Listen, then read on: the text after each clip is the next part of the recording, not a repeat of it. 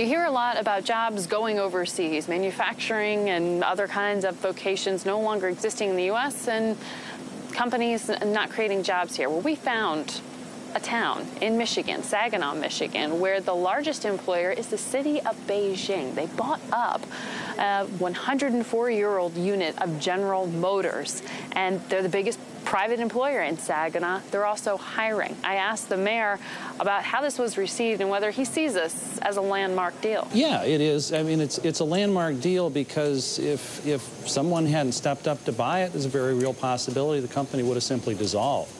And that not only would have been bad for Saginaw as a community, it would have been bad for the automotive industry just because of how important Nexteer is as an innovator in technology.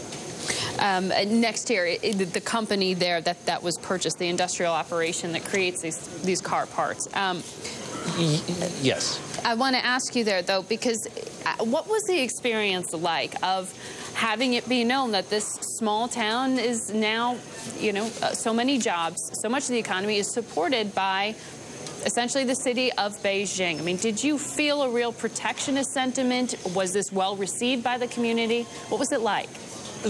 There's mixed feelings, obviously. There are people who do have a protectionist sentiment.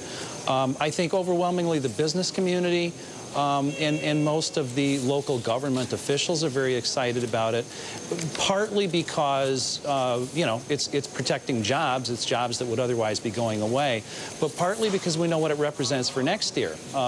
You know, the largest, the fastest growing automotive market in the world is China. There are 80 different companies making cars in China, and this kicks open a door to tremendous growth for a company that's based in Saginaw.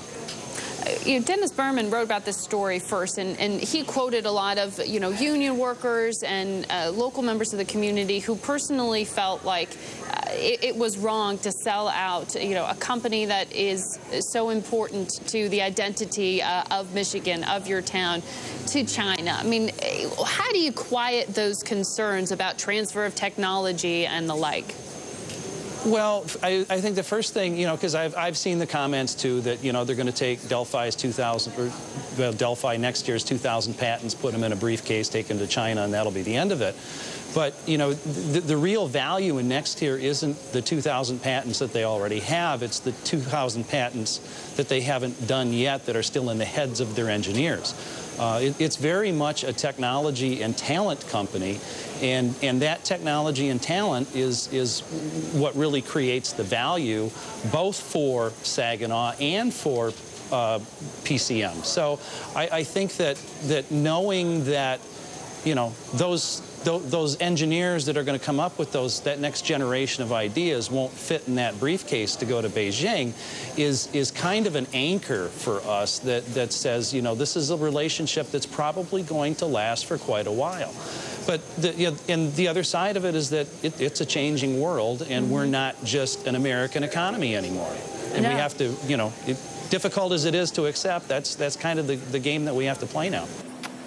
Be sure to watch In Business on Monday. We're going to have Nobel laureate Ned Phelps on. He's a professor at Columbia University, and he's talking about what the new normal of unemployment is. Get ready for it to stay high.